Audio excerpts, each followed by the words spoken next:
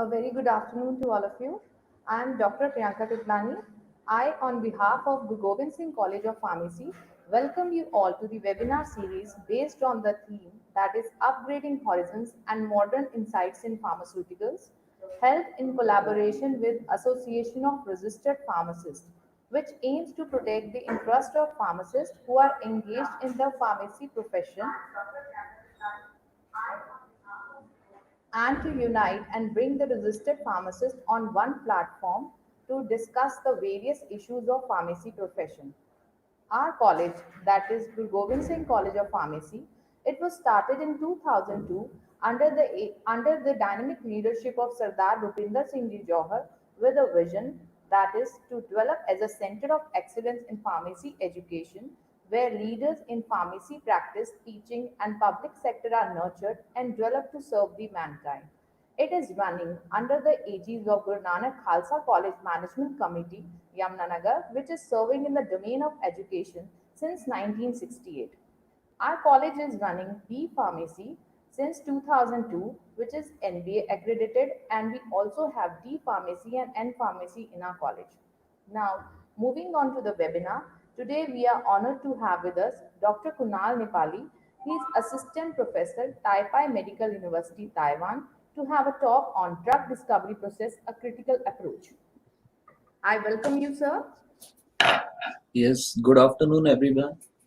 So, first of all, I would like to thank the management of Guru Gobind Singh College of Pharmacy for giving me the opportunity to make a contribution through this event, particularly Dr. Kumar Gaurav, Dr. Ashwini, and Dr. Bhavna for keeping me involved in such important events which can be beneficial for the students, for the pharmacy fraternity. So, basically, I'm here to deliver a talk on drug discovery. So, basically what I'm going to present is, it won't be a very conventional talk. Of course, I will start on a conventional note, and I will just make the students, because I know I have been told that some B Pharmacy students, they are also connected to us. So what I'll do is I will just present a brief overview of drug development process and then move on to the new drug discovery approaches, particularly PROTAC, which is an emerging approach for the discovery of drugs. So I want basically the students to be acquainted with the drug discovery process. So here is the process at a glance. So basically, the drug development process specifically, it is basically delved into two parts. One is the discovery and the development. So if I just tell you in two sentences what actually is drug development and drug discovery, it is basically a transformation of a preliminary idea to a final product. But actually the process is quite tedious, and it takes years and years for a drug to be launched in the market, and it involves a huge finances. So how it all starts, basically the driving force for the drug discovery process is an unmet clinical condition in a disease, and then we go on to find a target. So first step is a target identification. We have to find a target which actually is capable of producing a biological effect on binding to a biological. Well, usually now it can be quite controversial to say that only industry contributes to it, because academia has often been blamed that we don't do serious research and we are just running after publications and things like that. But actually what I think is, the initial idea has always come from the academia. And overall, the target identification process, it is a collaborative effort from academia as well as the industry. And several approaches are used, such as data mining using bioinformatics, phenotypic analysis, functional screening. So once we are done with the target identification, so then we move on to validate that target. Because actually we need to validate that that target which we have identified, that will be able to produce some desired biological effect when it binds to a ligand, drug, inhibitor. So there are several approaches which are used for target validation: genetic manipulation of target genes, antibody-based methodology, and chemical genomic. So once this is done, once we have validated the target, we move towards a hit identification phase. So we are basically looking to identify a hit, and we use several approaches like traditional high throughput screening, fragment-based techniques, affinity selection of large libraries, and computer-aided de novo design. So through these techniques, we find hits which are then clustered into several series, and each series is given due consideration in terms of structural optimization. And we do everything to ascertain the impact of subtle structural variations on the hits. And the result is each representative molecule from those series, they are assessed for ADME properties as well as physicochemical properties and pharmacokinetic measurements. So basically, the outcome of hit identification process is the identification of a hit compound that is endowed with some kind of a potency and offers scope for structural engineering. So then comes the hit to lead phase. Now, this is very important because in this phase, the hit is re-evaluated, and then some analogs are synthesized to actually with the aim of amplifying the activity to another level. Like if the hit as identified in this phase, it shows activity in micromolar range. So the idea is to amplify its activity to nanomolar level. And the approaches employed in hit to lead discovery phase includes intensive SAS studies, profiling of physicochemical properties, ADME properties, solubility and permeability assessments. So after this, more comprehensive exploration is carried out in the lead optimization phase. Now here, several analogs are synthesized. Basically, the exploration is done to make sure that the lead which is emerged, it is endowed with high potency, reduced off-target activities, and excellent in vivo pharmacokinetic parameters.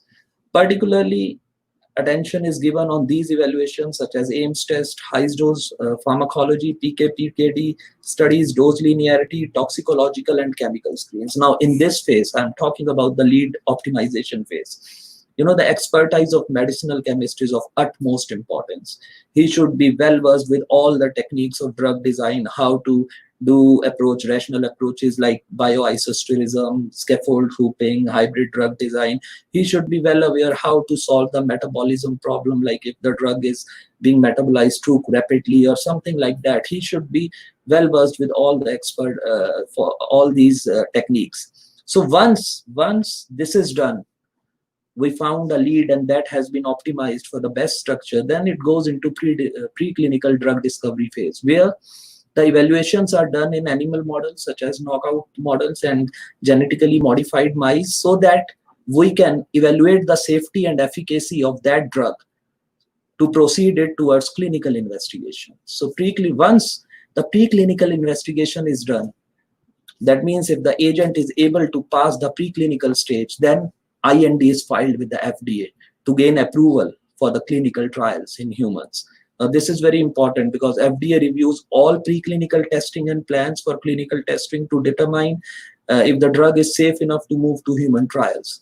So then the human trials begins. We have all read about phase 1, phase 2, phase 3 trials. And after the phase 3 trials, we get the NDA is filed and FDA gives the sales and marketing approval for the drug. And then the post-marketing trials, which are phase 4 trials, they begin. So this is just in a concise manner, this is what a drug development process is.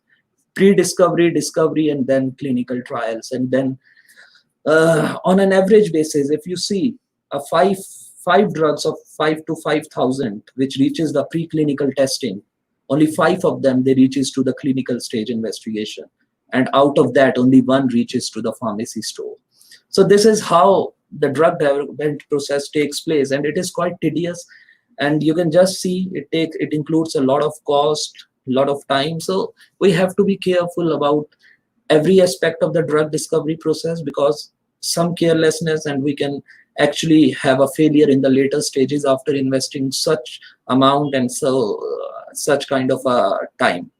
So this is a basic about the drug development process. But today I'm going to talk about PROTAC, an emerging approach, a drug discovery approach.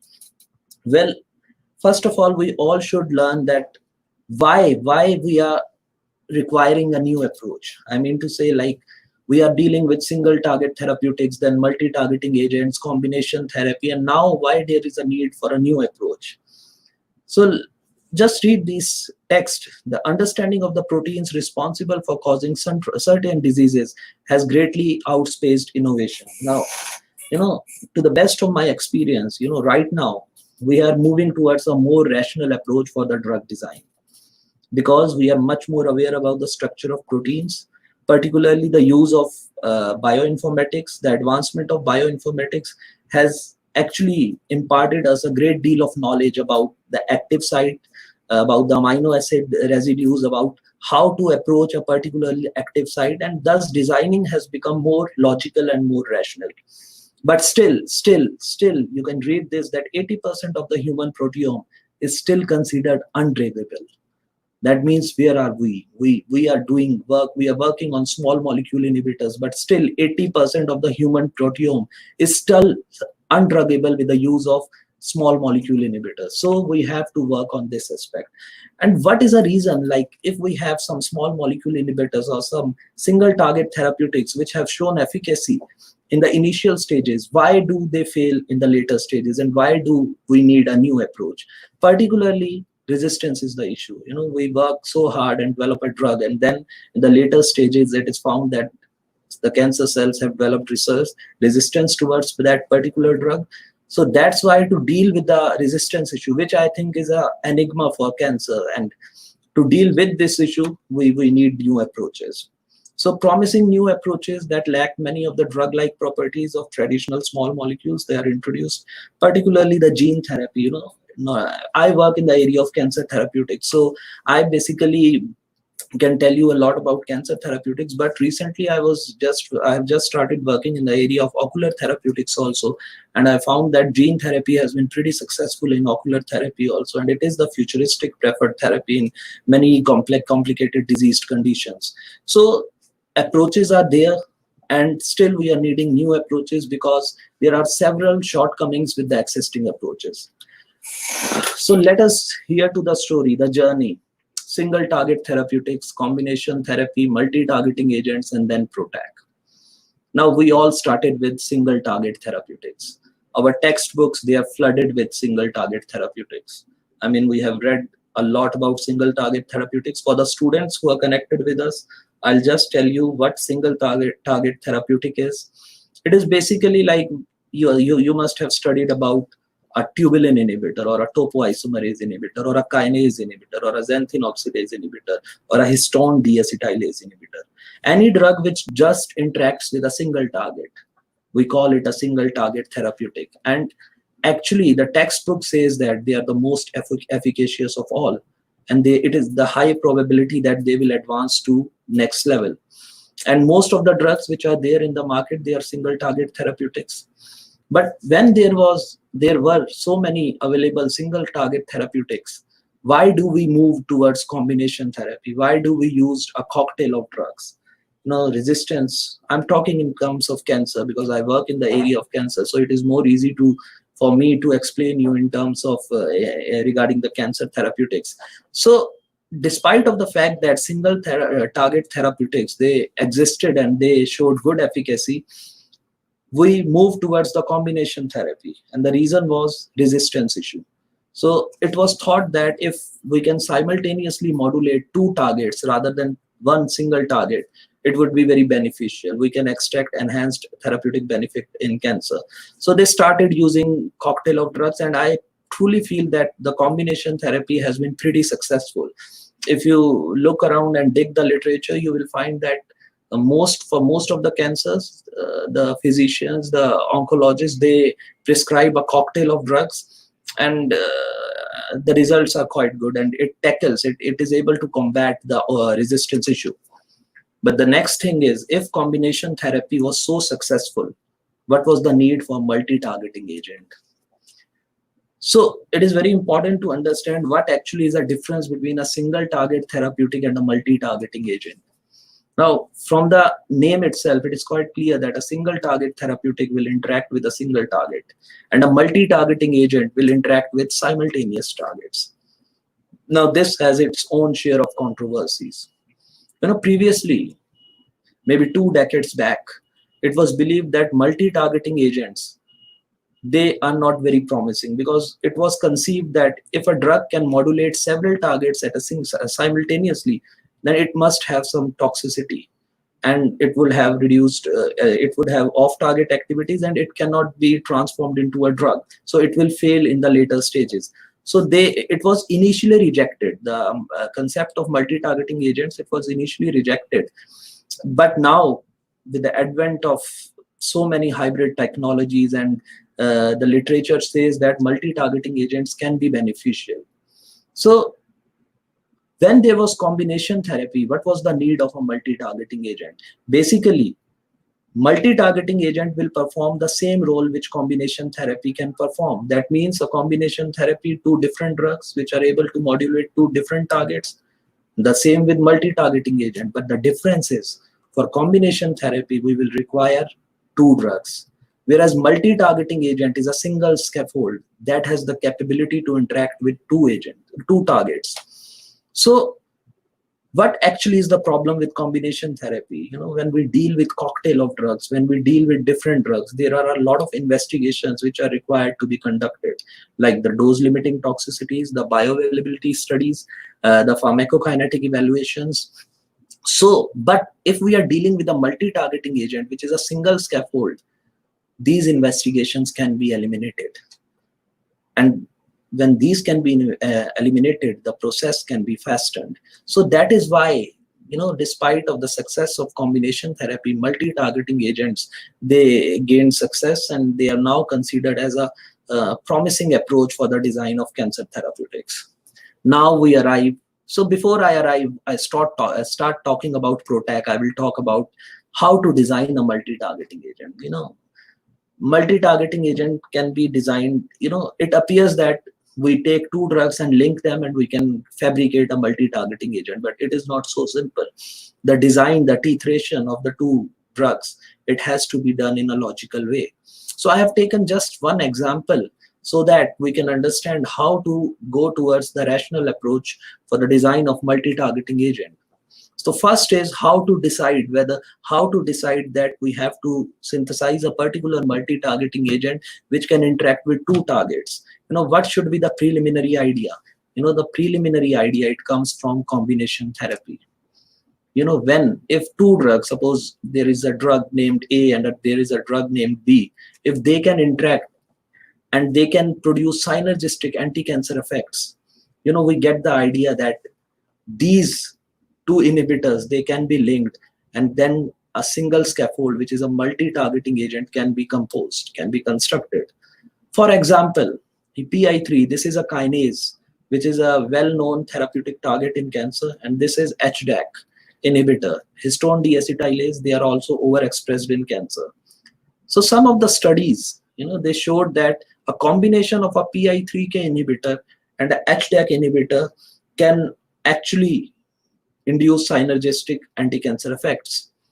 So this was the idea, that they can interact with each other and induce synergistic anti-cancer, anti-tumor effects. So then the idea was conceived that let us design a single compound which contains the pharmacophore for PI3K inhibition as well as HDAC inhibition. If you just look at the structure, now this SAHA, it is a FDA approved HDAC inhibitor. If you look at the structure and look at the structural fabrication of it, it is composed of three structural parts. One is the cap group, the other is the linker, and the third is zinc binding group. So it is very clear that to construct a HDAC inhibitor, we need a combination of these three components. So what was conceived is, let us replace this part. And instead of this, which is a cap group, use this moiety as a cap group in this structure. So this was the idea, but where to hook? It is identification of the pharmacophores is important, but where to hook? This molecule has so many sites. We have to find a suitable titration site. How to do that? That is the most important thing. So what the authors did, this study was published recently in Journal of Medicinal Chemistry. I found it quite interesting, so I'm just discussing it. So what they did is, they docked it within the active site of PI3K and found that these are the interactions which are responsible for PI3K inhibition. Like these are the hydrogen bonding interactions and hydrogen bonding interactions. So from the docking results, they came to know that this site is not being involved in any kind of interaction with the amino acid residues. So it was finalized that the titration, the connection will be done at this site. Now just come towards this directly. So they hooked the linker over here. Just see, because this was not involved in any kind of the interaction with PI3K. So a linker was hooked over here. Linker for the zinc binding motif. And this is how they conceived the design of PI3K dual HDAC inhibitor. So similarly, I'm again saying for the design of multi-targeting agent, the idea comes from combination therapy, like two drugs which are showing synergistic effects. But then we have to find a way how to hook them. Of course, we have to be well versed in the organic chemistry to find a suitable synthetic route for the titration.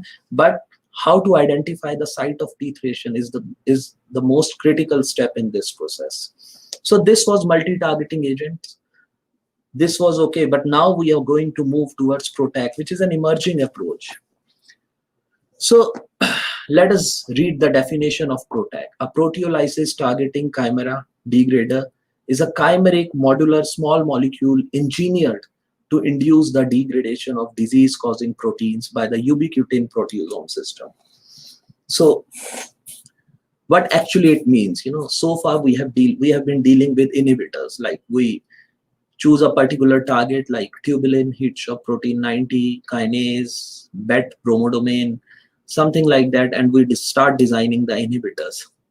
Despite of the fact that we have been very successful in extracting the potential of small molecule inhibitors, but still, the rate of the conversion of preliminary ideas to the final product is not that high. So this approach is all about degrading. So now they are not inhibiting the protein, they are rather degrading the protein. So how does it degrades? Just read the line. It is a small molecule which is engineered to degradation, to induce the degradation. So, but how can we engineer a small molecule to induce degradation? That is the most important thing. So before I explain you what PROTAC is, we have to learn about ubiquitin proteasome system. And we have to learn how it induces the degradation of proteins. Well, this is a system which is used for the degradation of proteins. So the design of PROTAC is composed of three parts. One is a ligand to a target protein. Suppose some of us, we are working on tubulin or a heat shock protein 90. So that ligand which binds to a heat shock protein 90, it becomes a ligand to the target protein. We call it a protein of interest.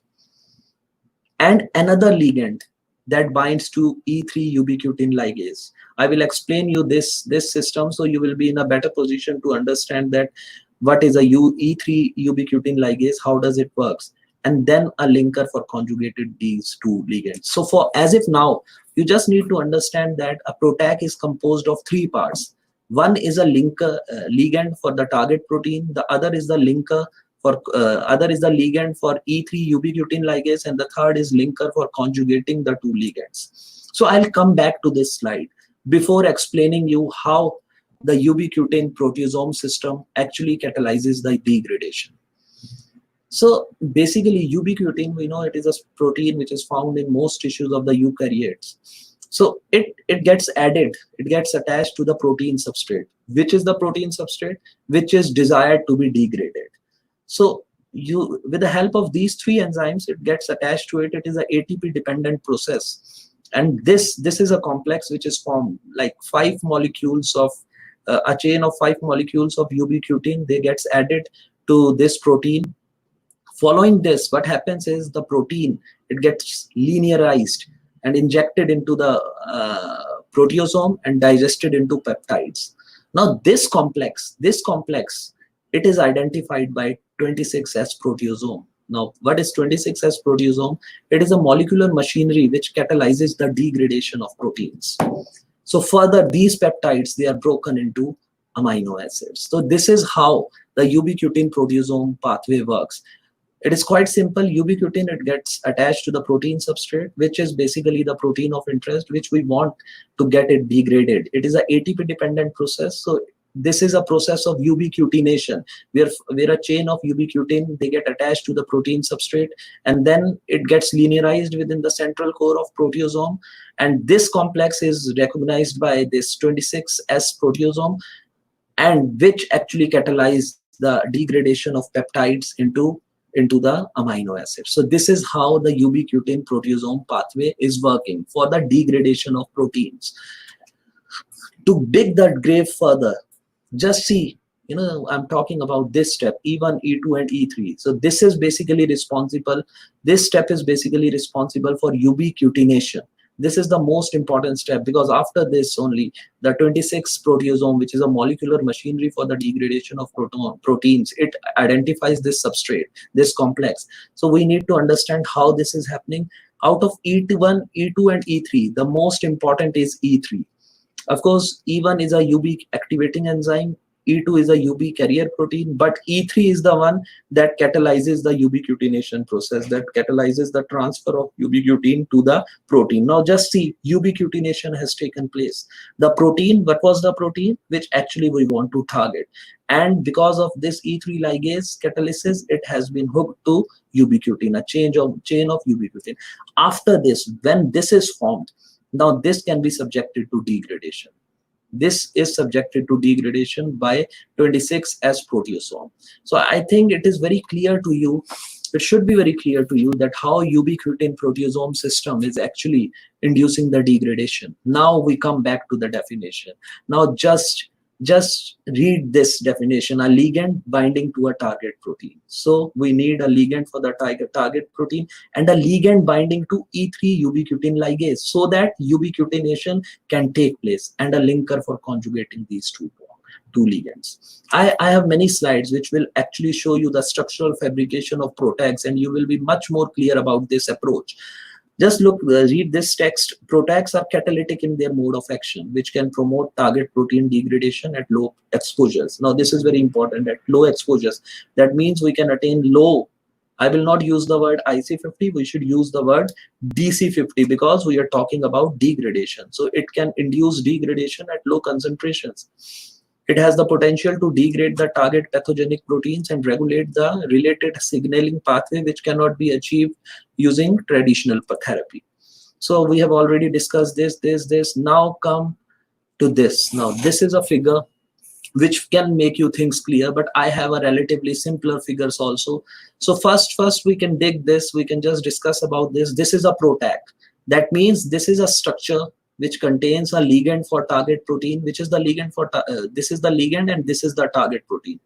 This is the ligand for E3 ligase. This is E3 ligase. This is ubiquitin. So just look at this. This PROTAC acts on this, and then there is a trimer formation and ubiquitination of the target protein.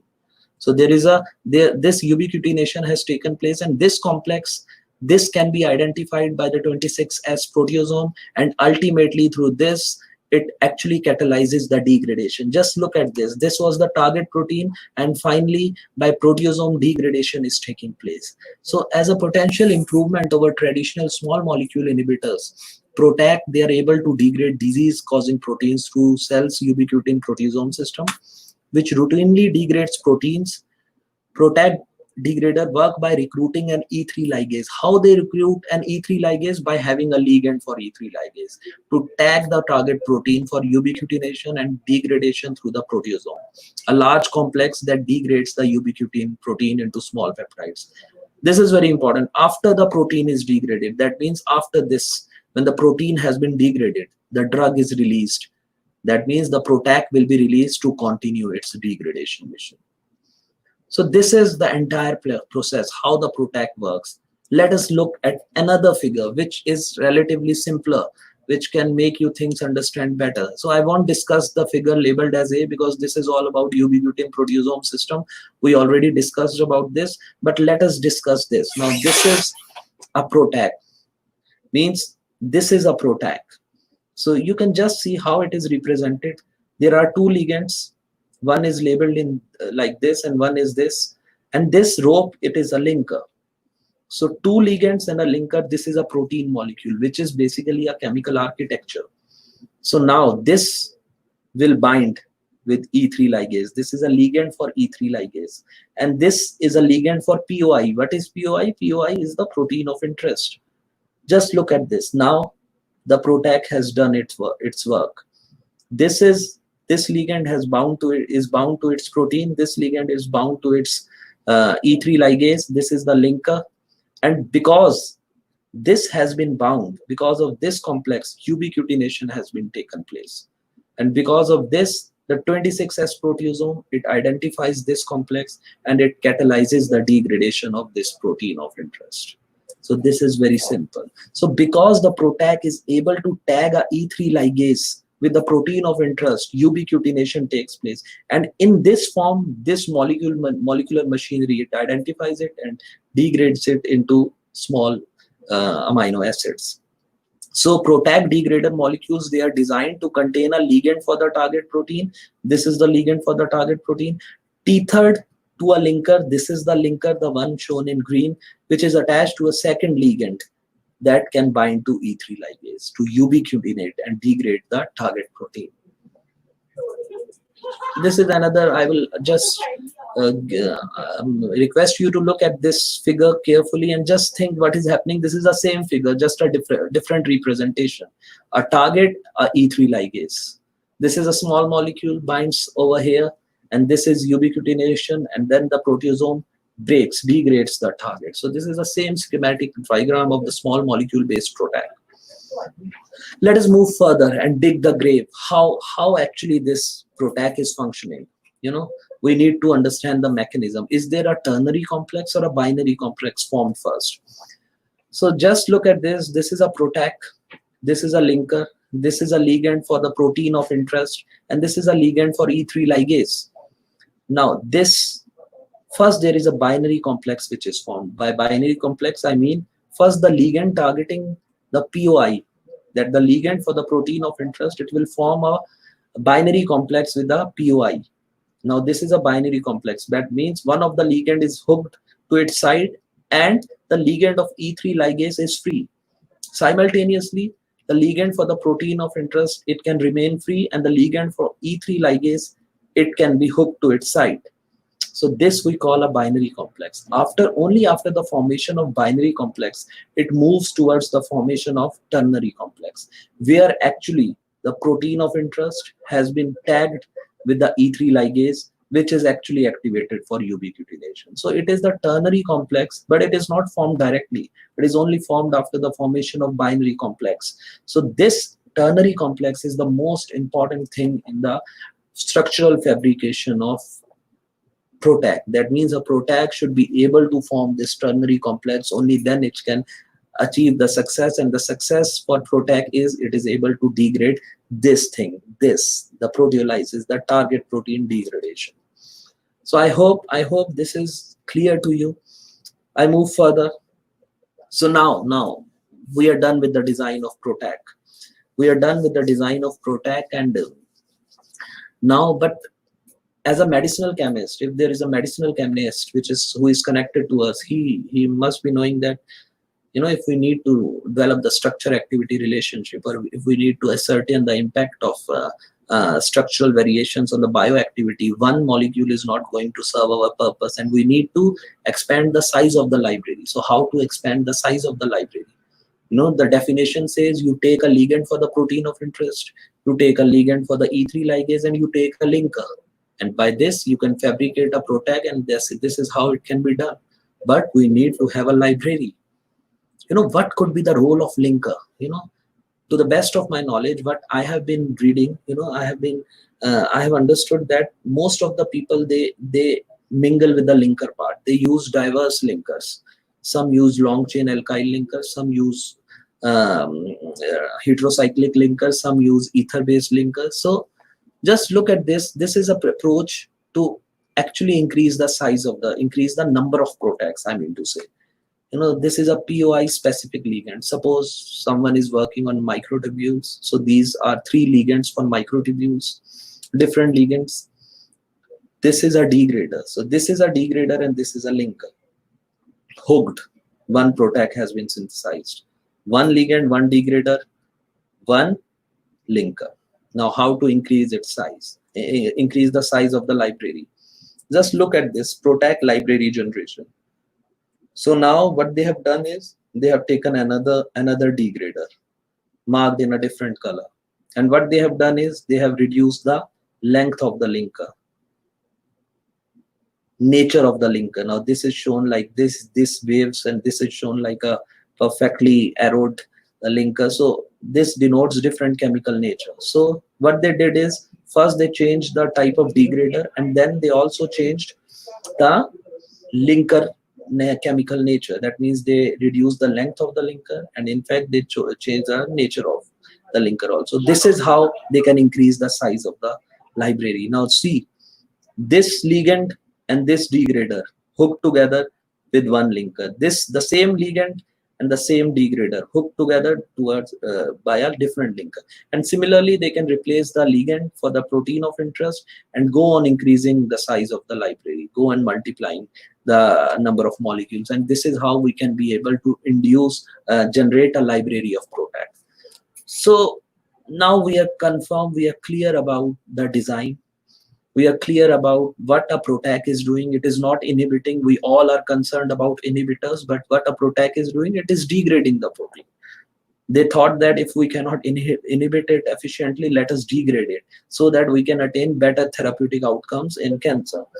And this is how it was done. But how to do it in the laboratory, that is the most important thing. So I'll just take a 30-second break, and then we will again continue. We will just move on to our synthetic methodologies to construct PROTAC. But before that, I'll just take a break, short break.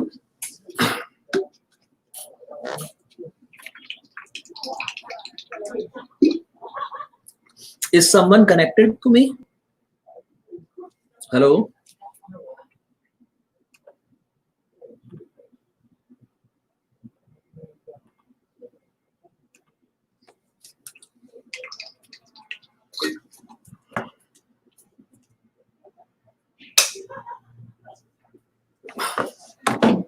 So yes, coming to the synthetic methodologies to construct PROTAC. So I was talking that we are now clear about the design of PROTAC, how to design, how does it work. But then we have to perform experiments in the laboratory. We have to make sure that we synthesize in the laboratory. So there are some particular reactions which needs to be done for tethering the two ligands. That means, of course, we need to be well versed in all the classical organic chemistry concepts. I mean, if you want to synthesize a ligand for the target of protein, you should be well versed in all the classical organic chemistry concepts. That is, you should have a knowledge of electrophilic additions, substitutions, nucleophilic additions, ring expansions, ring transformations, asymmetric synthesis, epoxidation, ester hydrolysis, protections, reprotections. But if you already have a ligand for the target protein and you already have a ligand for the degrader, that means you have the ligands. Now you just need to connect those ligands. So how can you do it? So one of the most extensively used reaction for that is a click chemistry approach. It requires an alkyne. So you can hook an alkyne on one of the ligand and you can hook an azide on another ligand. By doing so, we can lead to the formation of triazole. So this is called 1,3-dipolar cycloaddition of alkynes and azides, and this has been extensively utilized for the construction of PROTACs.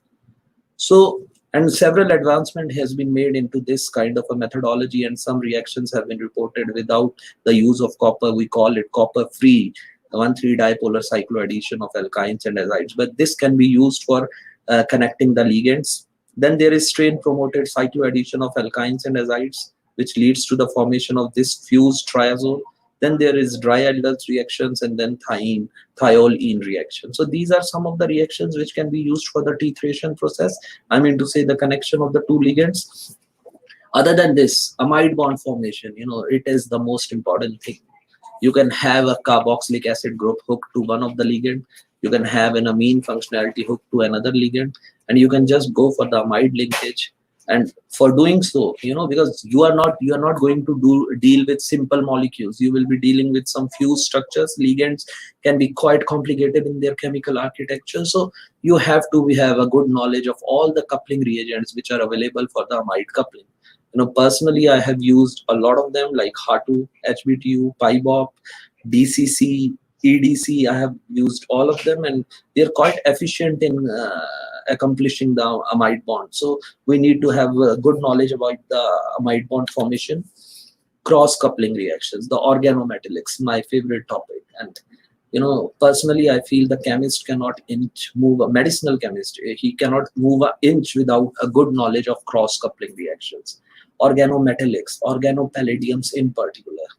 We need to have a good hand at these reactions. Of course, some of them they are missed over here, like chem-lem coupling, but Heck coupling, one of the most important coupling for an organic halide and activated vinyl, constructs a CC bond. So we need to know that we should be able to extend a carbon-carbon framework. We should be able to assemble a carbon-carbon framework, or a CN bond. We should be able to assemble a CN bond. So these are the reactions which have been most frequently used. A Heck coupling, I just told you about a Heck coupling. Suzuki coupling, which is particularly used for the formation of biaryls. It is basically a treatment of an organic halide with a boronic acid, then still which uses organostenins, organozinc compounds, alkynes, and Buchwald-Hartwig animation. It is used for the construction of CN bonds. So if we are not well versed with cross-coupling reactions, it can be very difficult not only to synthesize PROTAC, but for any complicated or any chemical architecture. So we have to have a good hand at cross-coupling reactions. So these are the summary of targeted proteins. So far, according to the available literature, these proteins have been targeted. That means these are the proteins of interest: nuclear receptors, protein kinases, proteins in transcriptional regulation, regulatory proteins, neurodegenerated related proteins, cellular metabolic enzymes. For all of these targeted proteins, PROTACs have been synthesized, and these are the ligands that have been used for these target proteins. Particularly natural product is like the most important thing. So many natural product phytoconstituents have been utilized as ligands for the target proteins. Some inhibitors, these are the inhibitors from the previous medicinal chemistry campaigns. Some peptides. Then linker, we are not talking about linker in this slide. Ligand for E3 ligase. Now there is a different ligand for different E3 ligase. So on the basis of these, which E3 ligase we want to recruit, we need to select the ligand. So this is just an overview of the literature which has already been done. Now this is important: tissue expression of E3 ligase. Now what actually I mean to say is, suppose some of us, suppose anyone of us wants to work on breast cancer. Now these indicates the protein level, the level of tissue expression of E3 ligase. This indicates high expression, this medium, low, undetected. So if someone wants to work in the area of breast cancer, so we will just look. So this, MDM2 ligase, which is a E3 ligase, it is highly expressed in breast cancer. So obviously, if I want to design a PROTAC for breast cancer, I will recruit this ligase and choose a ligand for this ligase. Other than this, suppose someone wants to work on lung cancer. If we just look at this chart, so these two, that means CRBN and MDM2, these are the E3 ligases which are highly expressed in lungs. So we will select a ligand which can bind to these E3 ligases and catalyze the degradation process. So this is very important. We need to have a good homework before we start the synthesis of PROTACs. So E3 ligases that are essential in cancer, color coding indicates the mean vulnerability score across multiple cell lines for a given tissue type. So according to this chart, you can actually select which E3 ligase you want to recruit according to the area of interest. So moving to this, like these are all the ligands for the E3 ligase. We call it E3 ligase degraders. So these are the ligands. So PROTACs can be classified according to the E3 ligase used. Suppose someone wants to work on cereblon, which is a E3 ligase. So ligand 1 and 3, these ligands should be used. If someone wants to work on VHL E3 ligase, then this ligand should be used. If someone wants to work on MDM2 E3 ligase, then 5 and 6, these ligands should be used. CIAP1, then 7 to 9, these should be used. So this is important. Before you start working on PROTACs, you should know what actually needs to be done and how to select different ligands. Now, just a relative comparison of PROTAC with all the other approaches. Small molecule, my favorite topic. Every medicinal chemist favorite topic. So just see, this is a comparison of PROTACs with other therapeutic modalities, and PROTAC, it complies to all the parameters. Intracellular target, yes. Systemic deliver, yes. Tissue penetration, yes. Target protein with scaffold function, yes. Eliminates pathogenic protein, yes. Oral bioavailability, yes. Ease of developing high potency, yes. Catalytic metabolism of action, yes. It, on papers, it appears to be a fairy tale. Everything, yes. Tick, tick, tick, all parameters, good. If we compare it with small molecule on which most of us work, no. Target protein with scaffold, no. Eliminates pathogenic proteins, no. Catalytic metabolism of action, no. So actually it scores over all the existing approaches, but it is too early to make a conclusion because uh, the PROTAC, there is no PROTAC as a clinically approved drug so far. So it is still in preclinical, and some of them they have moved to clinical stage, phase 1, phase 2, but still there is no PROTAC in the market. So it would be too early to make a conclusion about them, but on papers it appears to be a tale of a superhero, or it is a fairy tale. So I think we should capitalize on the initial promise which the PROTACs have shown so far. Moving further, this was the first PROTAC synthesized. It was, though it was synthesized quite early, it was recently reported in the year 2019.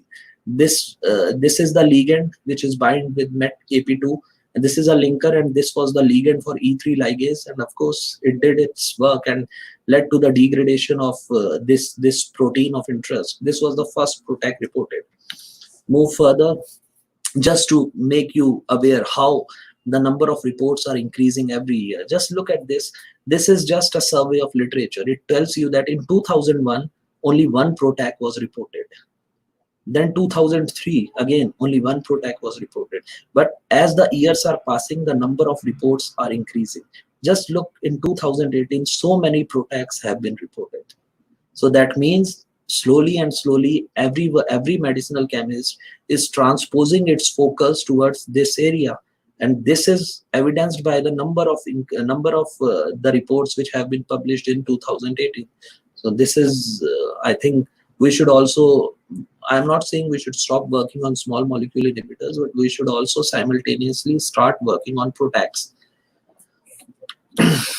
This is a representative PROTACs. This is already reported. We can have the reference over here.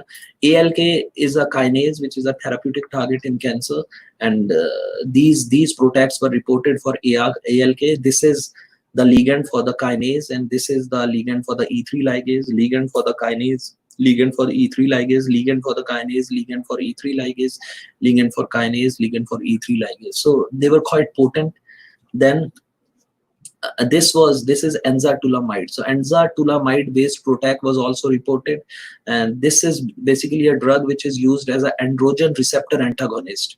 So this linker, a ether based linker, was used. This is a ligand for the E3 ligase, and just see, can you imagine DC50 value 5 nanomolar. 5 nanomolar, such low single digit nanomolar concentration. It could degrade the protein at such low nanomolar concentration. So this is quite exciting. Sometimes, when I started reading about PROTACs, I was flabbergasted that how can an approach be so potential, so promising, so optimistic.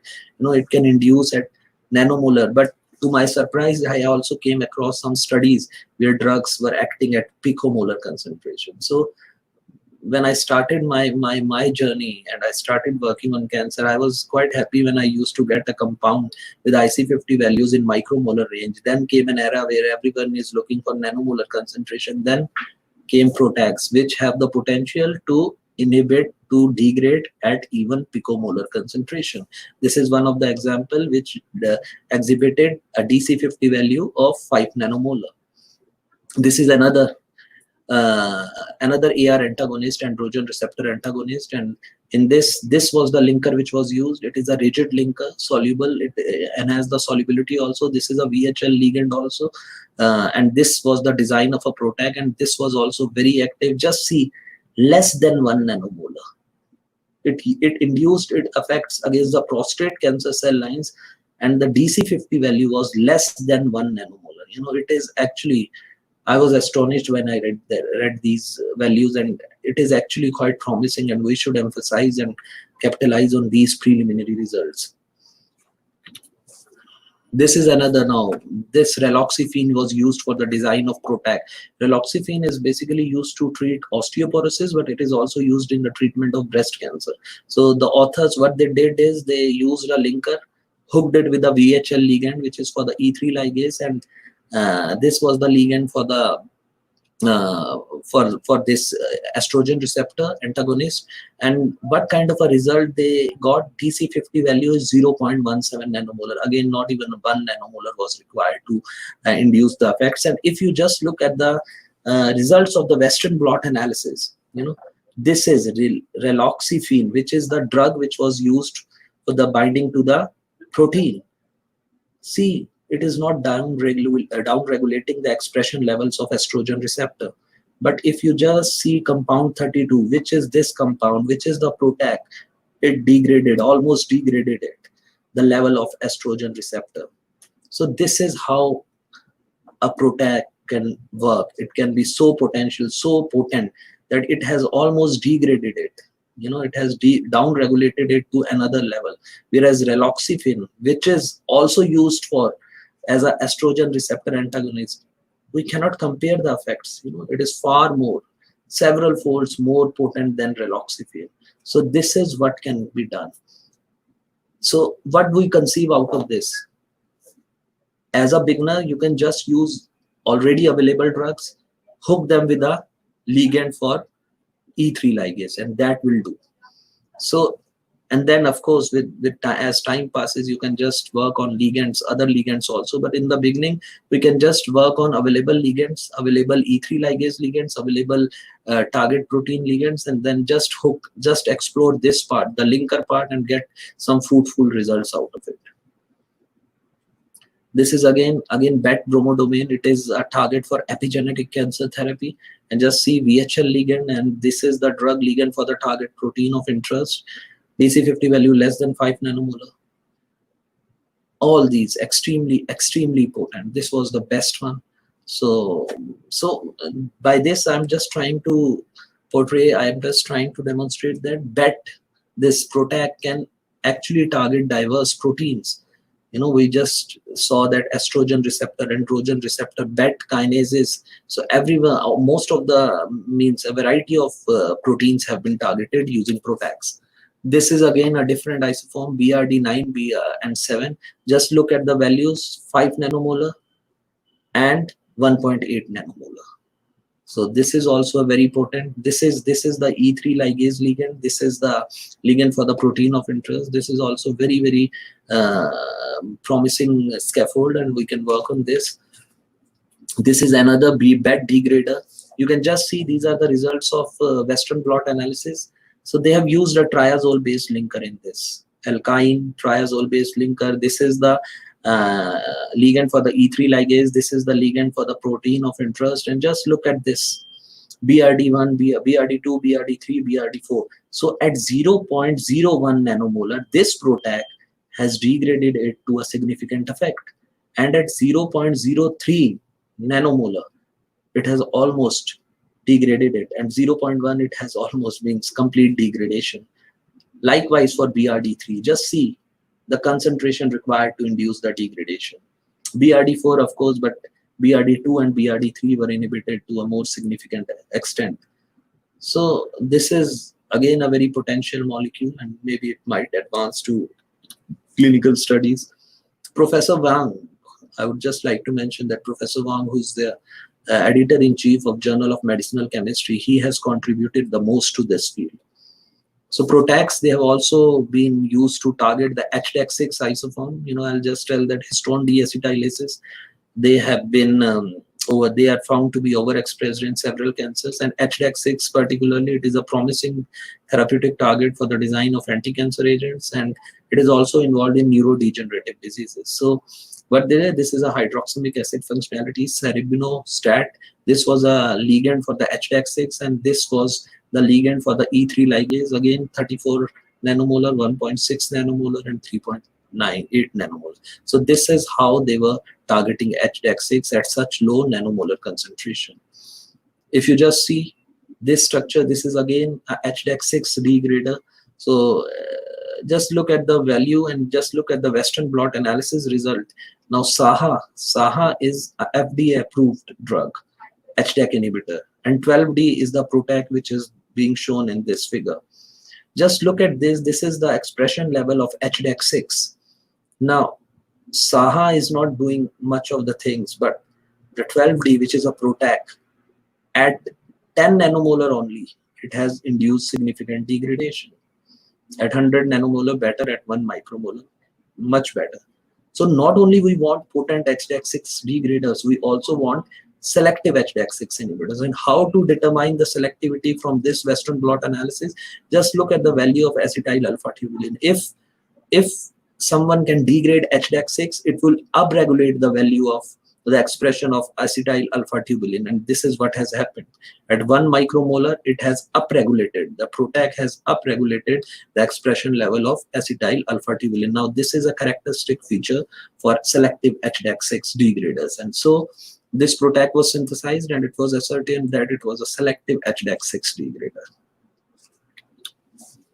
Coming to the final things, though, so this ARV-471, it is targeting the estrogen receptor, and this drug is currently being evaluated in phase 1 study for women with locally advanced or metastatic ER positive and HER2 negative breast cancer. So this has actually moved towards clinical studies. This is a good news, because we want it to advance towards the next stage, so that we want a PROTAC to be launched in the market. So that could be like a catalyst in enhancing the number of investigations in this field.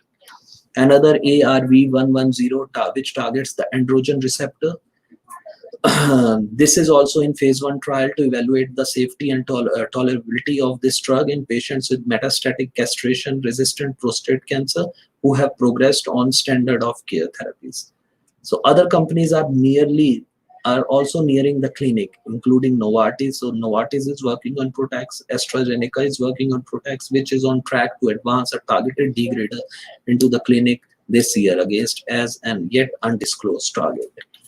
So these are some of the statements from the who's and who's of our field.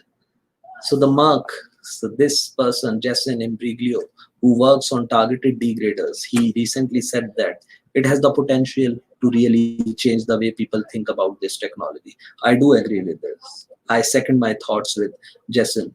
And reflecting this potential, a host of biotechs, including Arvinas, C4 Therapeutics, and Chimera Therapeutics, they are wholly focused on owning targeted degraders chemistries. Big pharma groups are also investing heavily in this science. So yes, I do agree with him. I second my thoughts with Jason, because I also believe that this technology, this approach has significant potential to be taken to another level, to a clinical level.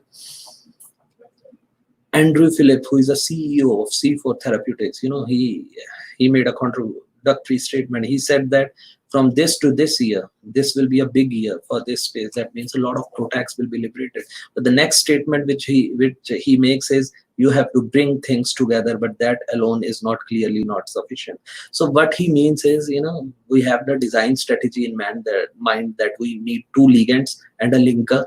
We need to form that ternary complex, but forming a ternary complex is not just sufficient. We have to be on our toes. We need to go through the drug development process. That means we have to make sure that it has good in vivo pharmacodynamics and pharmacokinetic properties also. So just forming that ternary complex is not going to solve the purpose. So he has mixed views, but that's totally fine, unless until we have a PROTAC in the market to have it is better to play safe rather than making huge claims. Niolo Menolfi, it's a difficult name. So he's the founder and president and chief executive officer of Chimera Therapeutics.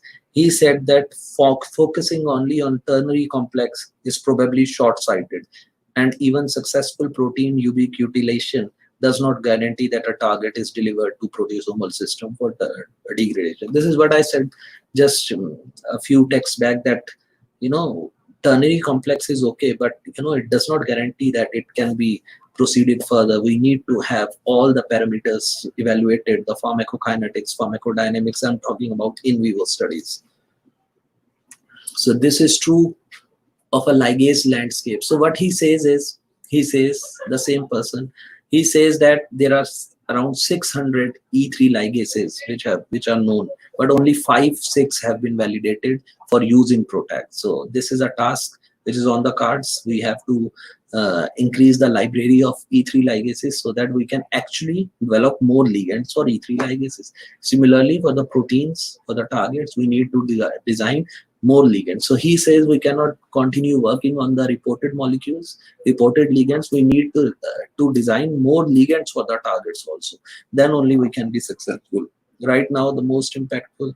So he is the same person. He is saying that he is basically saying that the job is not done. We need to have more potent ligands. We cannot just rely on the available therapeutics and we just hook them and make a PROTAC. And so, but yes, this approach has the potential to be the biggest game changer in drug discovery. We hope so, and I am sincerely keeping in my eye on this, on all the reported literature and on the upcoming literature on this topic. So thank you very much. With this, I'm done with my topic. So am I connected to someone?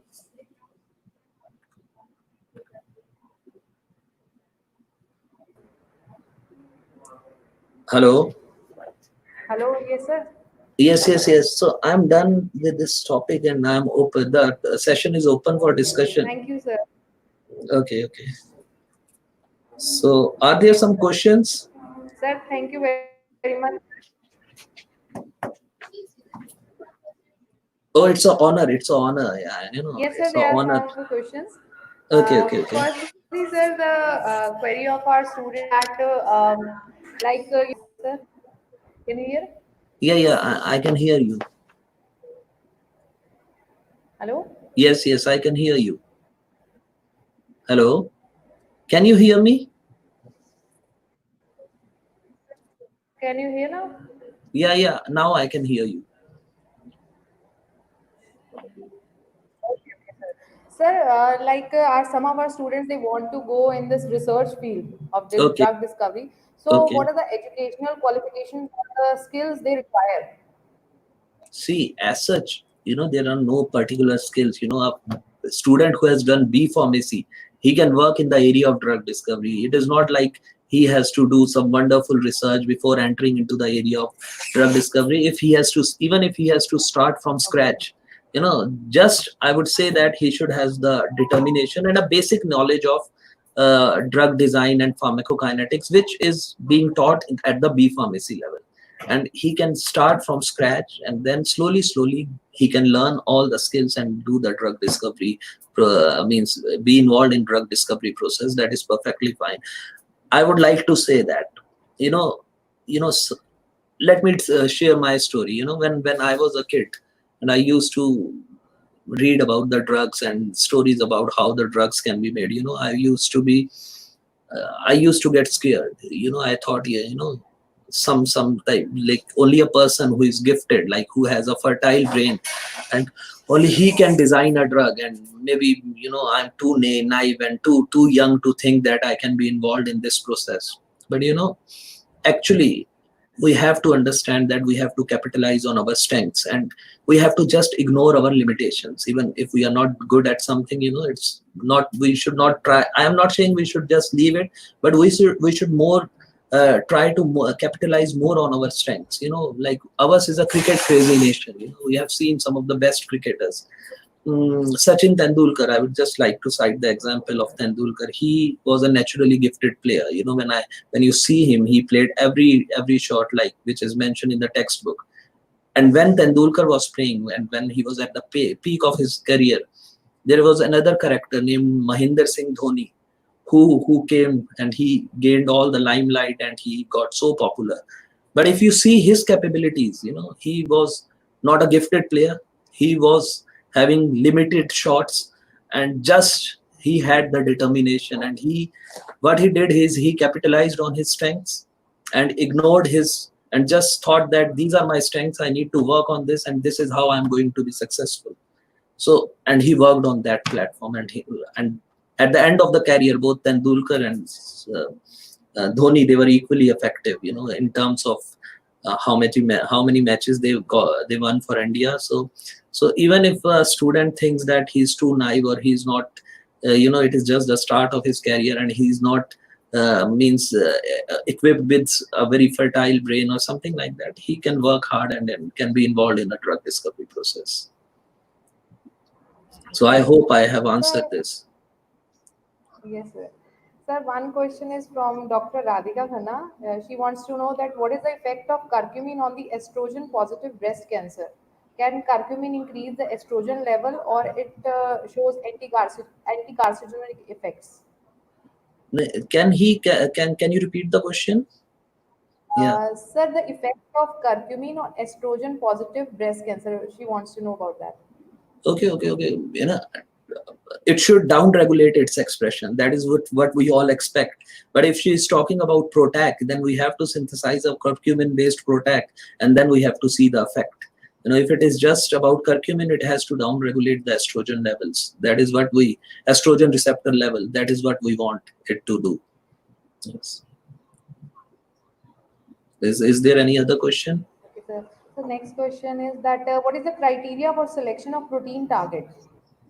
What is the criteria of, quite flexible, I would say. It is such a flexible. If, like, I work on tubulin, I work on heat What is the shock 90 criteria? protein.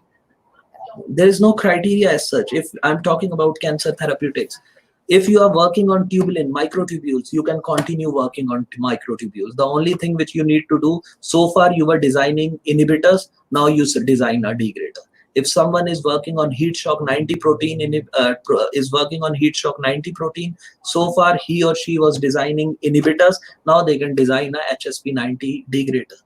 So mostly we need to select a target that is, means epigenetic target. We should work at the moment, we should work on epigenetic target, but it is open. You can, for PROTAC, you can choose any target of protein, target that is the protein of interest. And sir, this technique project, sir, if we talk in terms of money and in terms of time, as compared to other conventional techniques and other computer-aided drug design, it is more effective, I think so. It seems so. The results which have already been revealed, it seems that it has more potential in degrading the target protein. So yes, it appears that it is a potential approach, but it is too soon to claim anything, like, unless until we get a PROTAC in the market. So it is all in the preclinical testing phase or the early phase clinical trial. So, but yes, it appears to be quite optimistic and promising. So more than the single target therapeutics, yes, it appears to be more promising than that. Thank you very much, sir.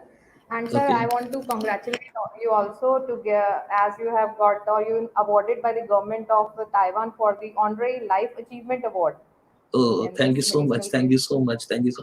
In fact, I want to again thank the management and the faculty members of Guru Gobind Singh of College of Pharmacy for involving me in this wonderful event. It is actually very good to be connected with so many countrymen, particularly in this situation, in the era, in the situation where COVID-19. Because of that, we are unable to come back to India even for a short visit. So, because Taiwanese government, they have imposed some restriction on us, and we cannot go out of Taiwan. So it is good. This is a good way to be connected with so many countrymen, and I'm highly obliged. Yes. Thank you very much, sir. Now, I would like to request Dr. Sudhir Bhardwaj, sir, who is also the Secretary of Association of Registered Pharmacists and Okay. Director of Divine College of Pharmacy, to please give vote of thanks. Please, sir. Uh, uh,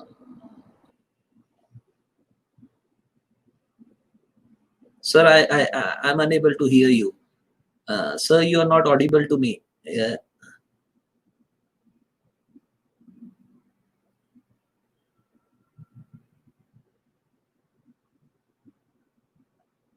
Hello, sir. I cannot hear you. There's no voice. Uh, Actually, Dr. Priyanka, I cannot hear Dr. Sudhir. Maybe his mic is not Sir, on. Thank you.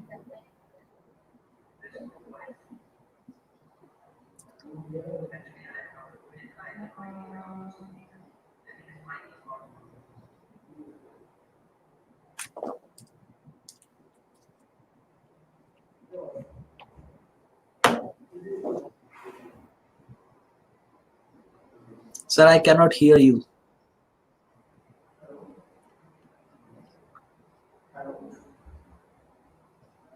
Uh,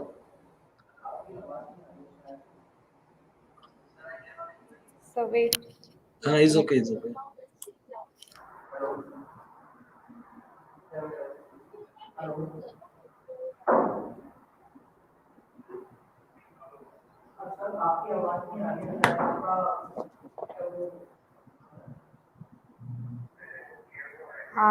I want to tell you this, Yes, sir. He has been also awarded with the Plum Blossom Card, that is permanent resident certificate by the government of Taiwan, and he is continuously recognized for the outstanding postdoctoral fellowship by Taipei Medical University, and also awarded for outstanding contribution in reviewing various journals.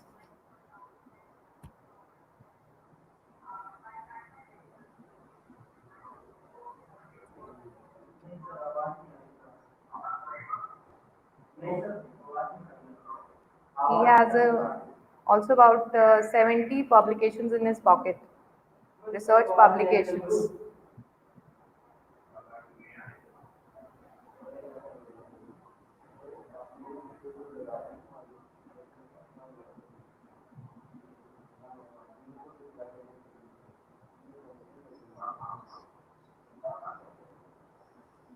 it's okay, Dr. Priyanka. There are more questions. Then, in the meantime, I can answer those questions.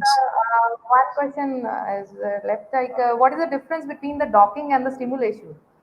Oh, actually, Simulation. simulation is done basically to predict the stability, where docking is, just look for doing these interactions, identifying the key interactions which are basically responsible for binding to the active site of the enzyme. But simulation, it actually tells you how stable it is, the compound within the active site. So right now, everyone is working on molecular dynamic simulations. So yes, that is an emerging field.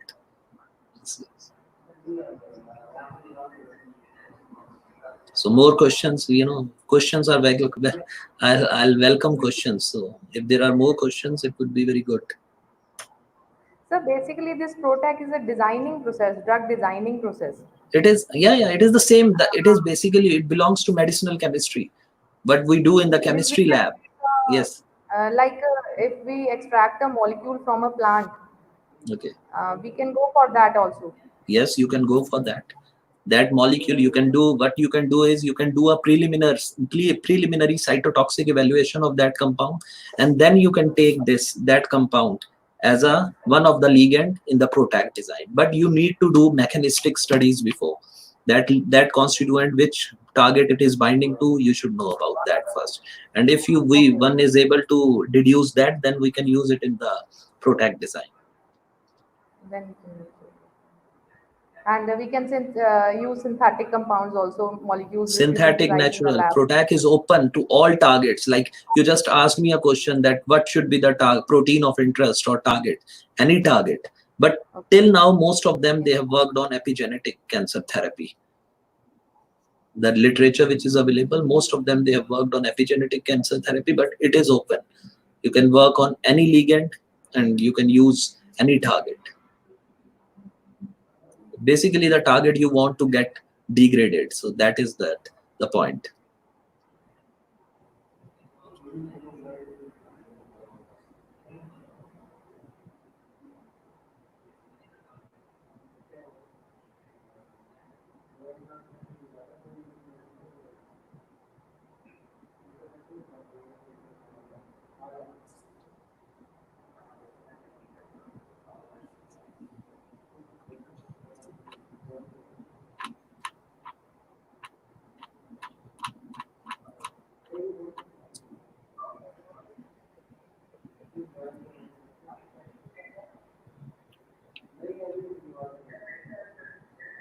No, sir.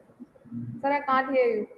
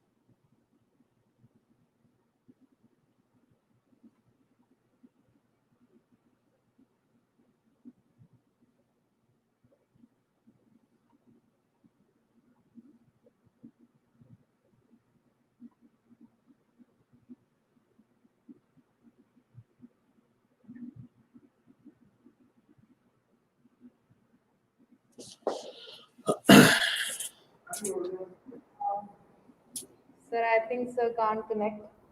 It's okay, it's okay, it's okay. Okay. Thank you. We can move towards the proceedings. So, do I need to answer more Yes, sir. questions or Thank the you very session is okay? So I need to get disconnected now. No, sir.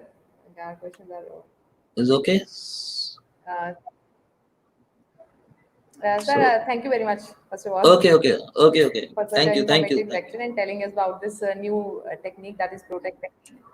No, I'm highly Thank you very obliged. much. Okay, okay. Thank you very much once again. Okay.